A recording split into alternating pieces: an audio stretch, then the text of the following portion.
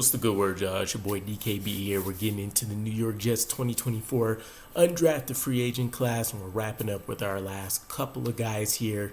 On deck today is cornerback Shemar Bartholomew out of Georgia Southern, and he's coming in at 6 foot, 200 pounds. This is a guy that I really wish I could have seen more tape for because I only saw a few highlights, some very fuzzy play, and then maybe like part of another game that somebody was able to send over.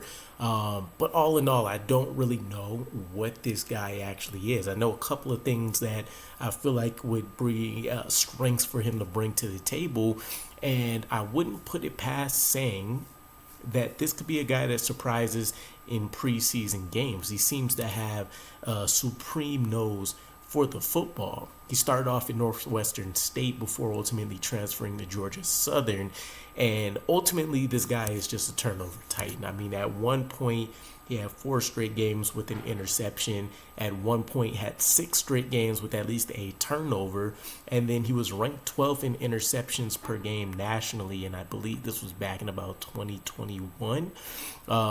I remember seeing an interview where he mentioned he prefers a cover 2 look because it allows him to change up not only how he's presenting, press coverage versus off man, etc., but ultimately it keeps the offense guessing so they can't key in on him, coming to attack the quarterback or him looking to press his guy to the boundary, etc., right? Obviously, this is a guy that's been in the books enough to understand how to play the chess match a little bit, and his turnover worthiness goes beyond just being in the right time at the right place. A lot of these things, even in just his highlights, is him finding a way to get to the ball and making a huge play for his team, whether that be ending some comebacks for the opposing side or him giving a game-changing play to really help swing that momentum back to the team. So we all can appreciate that aspect.